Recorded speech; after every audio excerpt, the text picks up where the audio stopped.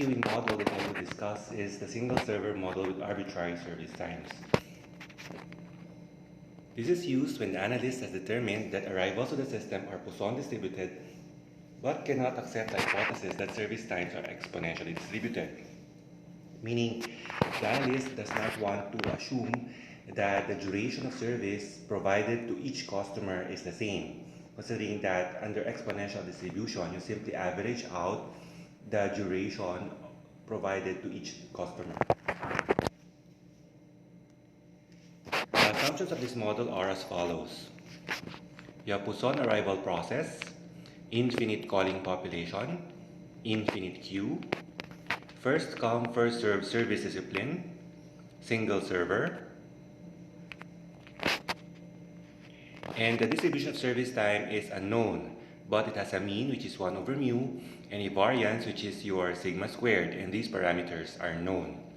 So in this particular queuing model, the analyst is assuming that he would like to maintain that each customer received a different duration of service. That's why it's called arbitrary service times. So under this particular queuing model, following are the statistics that need to be determined. First is the expected number of calling units in the queue or your L sub q. It is now computed as lambda squared multiplied by sigma squared plus rho squared all over the quantity 2 multiplied by the quantity 1 minus rho. The proportion of time the server is busy is computed as sigma or rho is equal to lambda over mu. Expected number of calling units in the system, L sub s is equal to rho plus the value of your L sub q. Expected time waiting in line, W sub q is equal to L sub q over lambda. Expected time in the system, W sub s is equal to W sub q plus the quantity 1 over mu. And the probability of 0 calling units in the system, P of 0 is equal to 1 minus rho. This is now the model where you can compute your P of 0 last, considering that it would not be a required input for the computation of the previous queuing statistical formulas. Now in this model, as your variance or your sigma squared increases, the values of your L sub q, L sub s, W sub q, and W sub s would also increase. This means that the performance of the queuing system is not solely dependent on mean service time, but on the variance in service time as well. Consequently, a server with a longer mean service time may still be the more productive if it is also the more consistent. What does this statement mean? Again, given a period of observation, let's say over 1 week, if you are comparing or observing two service providers, wherein at day 1, service provider number 1 has an average service time of 1 hour per customer, while the second service provider has an average service time of 2 hours. The next day, service provider number 1 gave an average service time of 3 hours, while service provider number 2 still provided you with an average of 2 hours. Next day, service provider number 1 again provided a 1 hour duration of service, while service provider number 2 consistently provided a 2 hour average duration of service. The next day, service provider number 1 now gave you an average of 5 hours per customer, while service provider number 2 still gave you a duration of 2 hours on the average. So given a duration of observation, if you average out the number of customers that a particular service provider has met and provided service, it might turn out that the number of customers provided or served by the service provider number 2 would be more than the number of customers served by the service provider number 1, because the duration of service provided by the second customer service provider is more consistent. The other one has a very large variability in the duration of service that he provides. Let's look at this example. A savings and loan association is opening a branch in a nearby suburb. This branch is expected to need savings counselors. But management wants to have descriptive queuing statistics to confirm an intuition that only one savings counselor is actually necessary. So based on that, this is a single server. Plans are to transfer one savings counselor from the main office. Data concerning this particular counselor's time spent with a customer have been collected, but goodness of fit tests indicate that these service times are not exponentially distributed. It is further estimated that the mean service time is 1/4 of an hour and variance is 1/6 r squared. Customers are expected to arrive in a Poisson manner at a rate of 2 per hour. So this is single server, and since exponential distribution cannot be assumed, then this assumes arbitrary service times. So similar to the process before, we begin by identifying the given data. Your lambda, or your arrival rate, is 2 customers per hour based on the last sentence of the paragraph. Your mu, or your mean service rate, is 1/4 of an hour. Therefore, if you can serve a customer in 1/4 of an hour, then you can serve 4 customers per hour. Then you also have the variance, or your sigma squared, which is given at 1/6 r squared. So with that, let's now begin with the statistical requirements under this queuing model. Beginning with your L sub q, or your expected number of calling units in the queue. So substituting the data we have identified from the problem to the formula, then this would be 2 squared multiplied by 1/6 plus rho squared. It's just that at this stage, we don't have yet the value of your rho. So let's first go to the rho formula, which is simply lambda over mu. So lambda is your 2 while your mu is 4, so this gives us a value of 1/2. Only then can we now substitute the value of your rho to the formula, and then divided by the quantity 2 multiplied by the quantity 1 minus rho. So if you substitute the values to the formula and then compute, we're going to get 0.916 bar of a customer on the average. Okay. Now the thing that you have to be careful of in using this particular formula is that if you would look at the formula itself, you have lambda squared sigma squared plus rho squared. The lambda value is something that you have to square, but the sigma squared, based on the given data, is already in its squared form. Therefore, you're not supposed to square the 1/6 again. That's the thing that you have to be careful of in this formula. Next is the expected number of calling units in the system, or L sub s, which is equal to rho plus the value of your L sub q. Your rho is 1/2, while your L sub q was derived to be 0.916 bar. So this would give us approximately 1.416 bar customers on the average.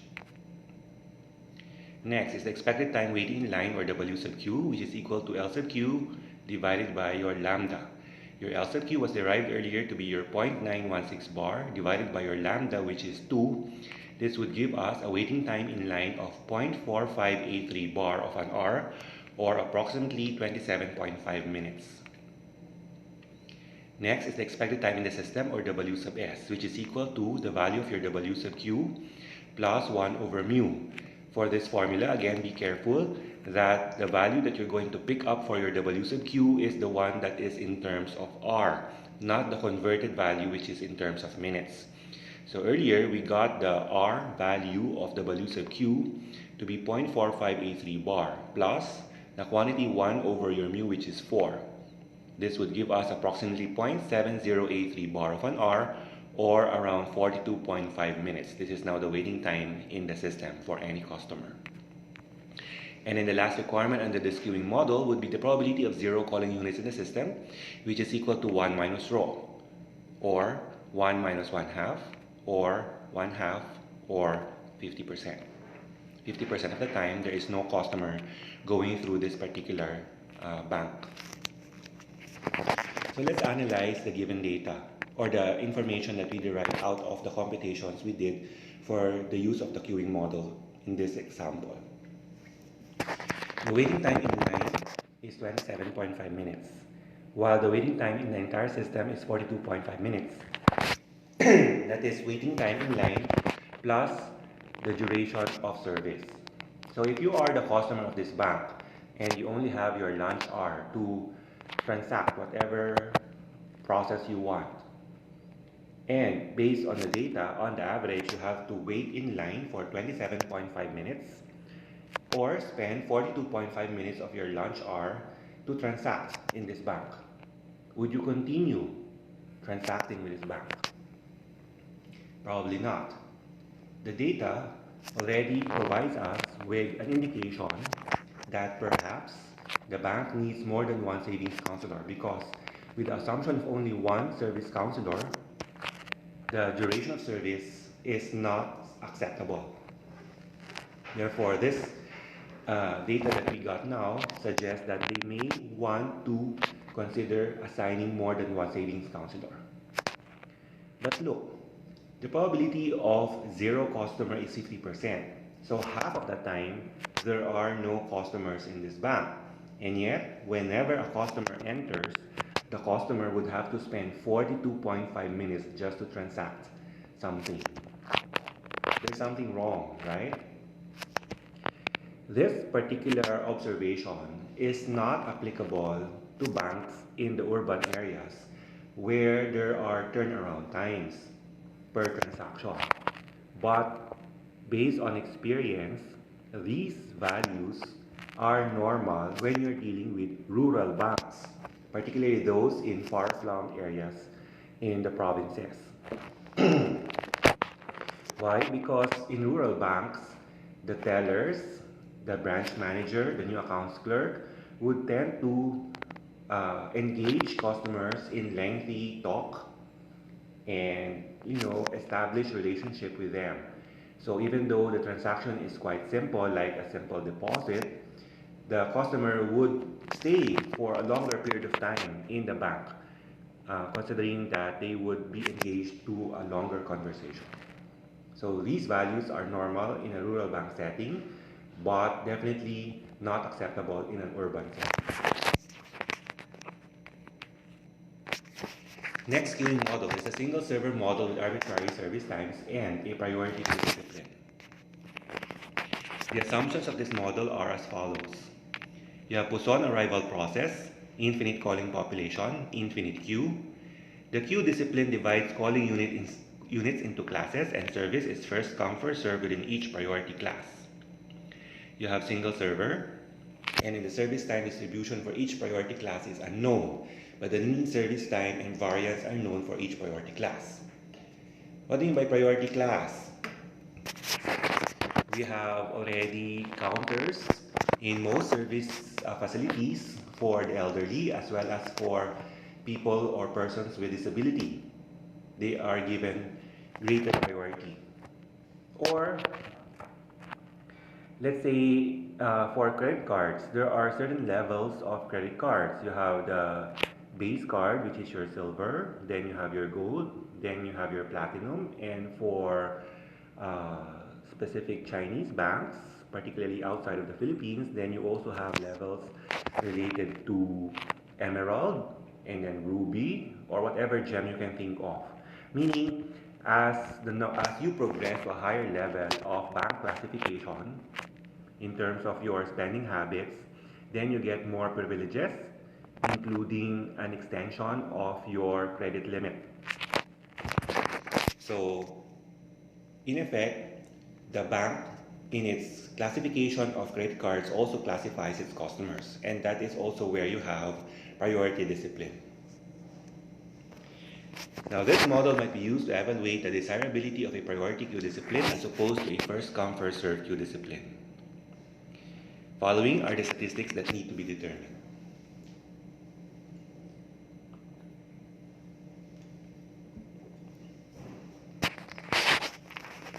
First, expected waiting time for a calling unit in priority class K. You have the values of Qk is equal to the summation from I equal to 1 to m of lambda sub I multiplied by the quantity 1 over mu sub I quantity squared plus sigma squared sub I divided by 2 multiplied by the quantity 1 minus s sub k minus 1 multiplied by the quantity 1 minus s sub k, where lambda sub I is the arrival rate of priority class I, mu sub I is the service rate of priority class I, and sigma squared sub I is the variance in service time of priority class I. The implication of this formula is that, let's say you have 5 priority classes or 5 customer segments, then that means you have to repeat this formula 5 times, one each for your priority classes. Next is your S sub k, which is the summation from I equal to 1 to k of rho sub I. S sub 0 is always equal to 0. M is the number of priority classes. And next is the proportion of time the server is busy in priority class k. Rho sub k is equal to lambda sub k over mu sub k. Expected number of calling units in the queue for priority class k. L sub qk is equal to lambda sub k multiplied by W sub qk. Expected number of calling units in the system for priority class k. This is L sub sk equal to L sub qk plus rho sub k. Expected waiting time in the system for priority class k, W sub sk is equal to W sub qk plus a quantity 1 over mu sub k. Now, if you would like to analyze your system on a per customer classification basis, you can end here. It's just that sometimes businesses would like to analyze their systems or their facilities regardless of customer classification. If that is the case, then you have to perform the other formulas. Beginning with the expected waiting time for any customer, you have W sub q is equal to the summation from k equal to 1 to m of the quantity lambda sub k over lambda multiplied by W sub qk, where lambda is equal to the summation from k equal to 1 to m of lambda sub k.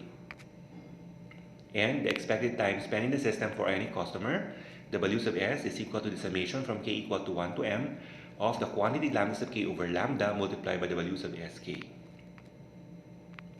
Let's now look at this scenario. Jobs to be run on a computer system are of two types and hence two different priorities. Only one job can run at one time. Both types of jobs arrive according to a Poisson process. But service time distributions are normal with means of 1 over 12 of an R and 1 over 4 of an R. Variances for the two priority classes are 1 over 12 R squared and 1 over 24 R squared respectively. Type 1 jobs arrive at a rate of 3 per R and Type 2 jobs arrive at a rate of 2 per R. So based on the scenario, what are the applicable queuing statistics? Again, we begin by identifying the given data. So there are two customer classifications. You have Type 1 and Type 2 jobs. Okay? Think of this as the scenario wherein you are just starting a business and your capital is limited and you can only afford one computer to process two types of transactions. One type of transaction would be to process receipts, and the other type of transaction would be to process payments to your suppliers. Okay? So the processing of receipts is considered as money coming in, while the processing of payments to suppliers is money going out. So if you only have one process to be done at a time using your single computer, then of course you're going to prioritize the money coming in, considering that you are a startup. That is in general. So since there are two types of jobs, our M is equal to 2. Now, what is the lambda sub 1 or arrival rate for type 1 jobs? That is 3 jobs per hour, while the arrival rate for type 2 jobs is given at 2 jobs per hour. The mean service rate or mu sub I for type 1 jobs is 12 jobs per hour because the mean is given at 1 over 12 of an hour. So in terms of number of jobs per hour, then that would be 12 jobs per hour. Similarly, for type 2 jobs, the mean service rate, given that the data is 1 over 4 of an hour, that would give us 4 jobs per hour. The variance for type 1 jobs is given at 1 over 12 R squared, while the variance for type 2 jobs is 1 over 24 R squared. Okay, so the first statistical requirement is your W sub qk. We have the values of your lambda, your mu, and your sigma squared. But looking at the denominator of this formula, we don't have yet values for S sub k. So we first compute for the values of S sub k using the formula summation from I equal to 1 to k of rho sub I. Which means we first have to know the values of our row. So let's begin with type 1 jobs. All you have to do is to replace the letter K with the number 1, representing type 1 jobs. So for type 1 jobs, the formula becomes rho sub 1 equal to lambda sub 1 over mu sub 1. Substituting the data we have, that would be 3 over 12 or 1/4. While for type 2 jobs, the formula becomes rho sub 2 equal to lambda sub 2 over mu sub 2, which is equal to 2 over 4 or 1/2. Then we can now proceed with the computation of your S sub k. Beginning with type 1 jobs, the formula becomes S sub 1 equal to the summation from I equal to 1 up to 1. The upper bound is going to be 1, and then rho sub I. So since the lower and the upper bounds are both equal to 1, then S sub 1 would be equal to rho sub 1, which is equal to 1/4. For type 2 jobs, the formula becomes S sub 2 equal to the summation from I equal to 1 up to 2 of rho sub I. So this would be equal to, if I is equal to 1, then you have rho sub 1 plus, by virtue of your summation symbol. If I is now equal to 2, then you have rho sub 2. So rho sub 1 plus rho sub 2 is 1/4 plus 1/2, which gives us 3/4 for S sub 2. Then we can now proceed with the computation of your W sub qk. For type 1 jobs, the formula becomes the summation from I equal to 1 up to 2, which is the value of our m, of rho sub I multiplied by the quantity 1 over mu sub I quantity squared plus sigma squared sub I, divided by 2 multiplied by the quantity 1 minus S sub k minus 1, or S sub 1 minus 1, multiplied by the quantity 1 minus S sub k, or 1 minus S sub 1. If we now expand the summation symbol in the numerator of this formula, beginning with the assumption that I is equal to 1, then you have lambda sub 1 multiplied by the quantity 1 over mu sub 1 quantity squared plus sigma squared sub 1. Plus, if I is now equal to 2, then the numerator becomes lambda sub 2 multiplied by the quantity 1 over mu sub 2 quantity squared plus sigma squared sub 2, divided by 2 multiplied by 1 minus S sub 0 multiplied by 1 minus S sub 1. And then all you have to do is to substitute the values that we have already identified to this particular expansion of the formula. Remember that S sub 0 is always equal to 0. Then compute.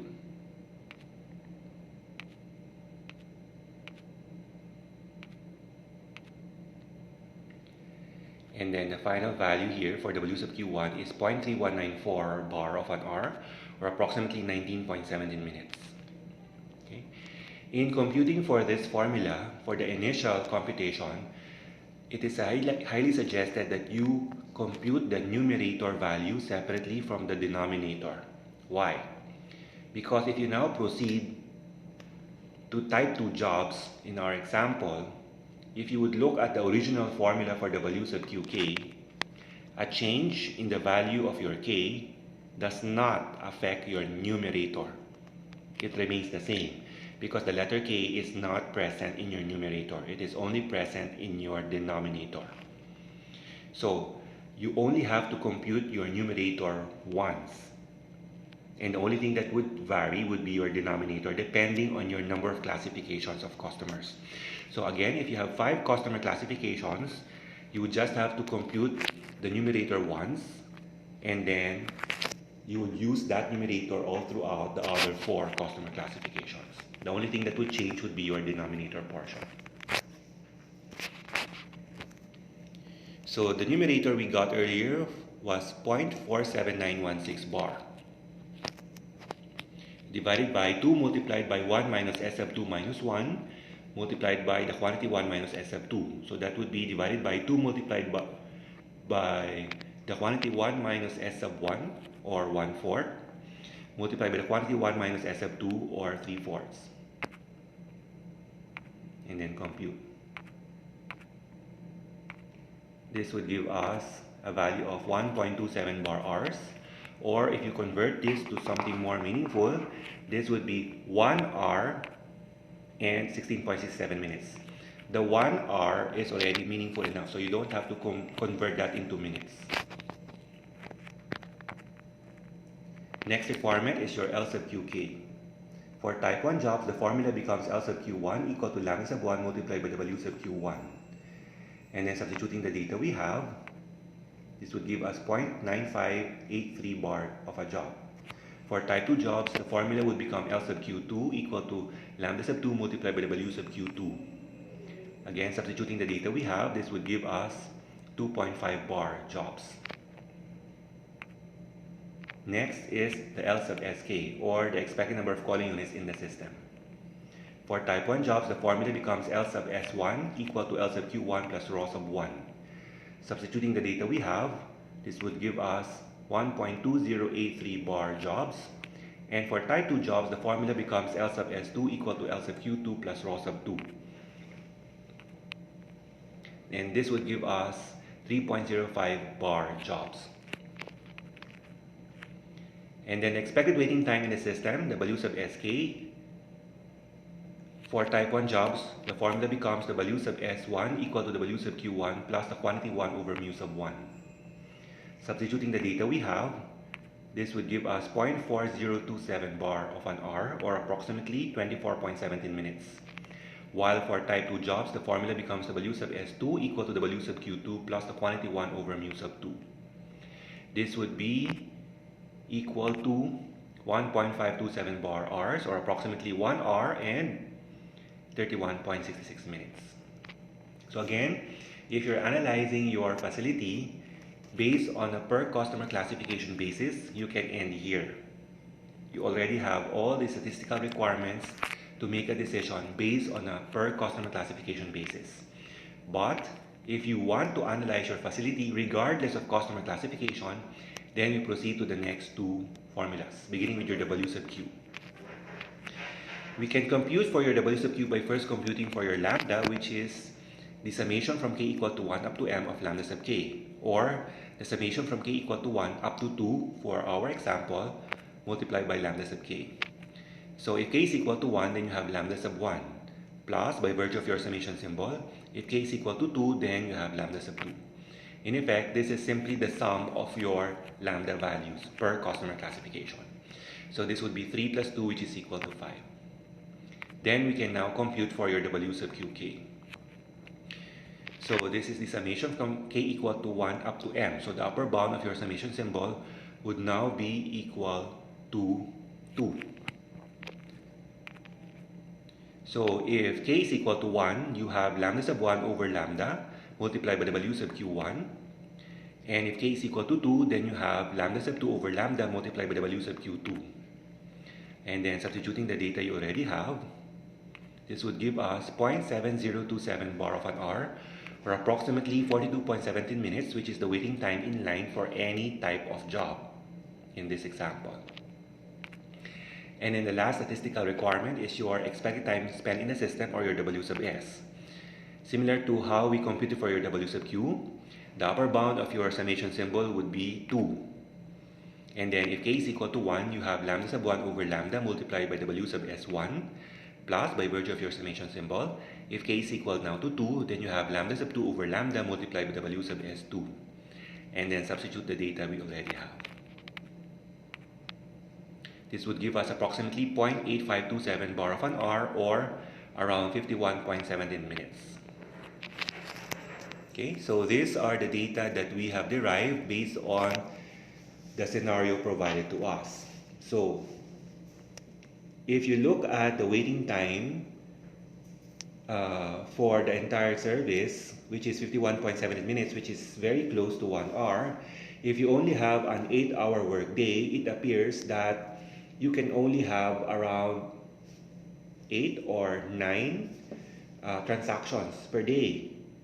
And if you prioritize processing of receipts over processing of payments to your suppliers, you might end up being delayed in the payment to your suppliers, and you might lose them. So in effect, the information that we have here suggests that perhaps the volume of transactions that you are processing already justifies an additional computer.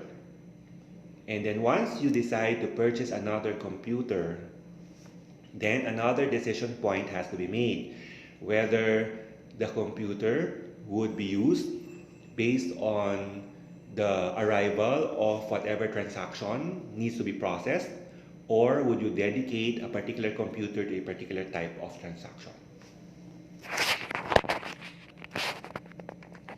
Next queuing model is the single server model with a finite or finite queue, which I will discuss in the next video.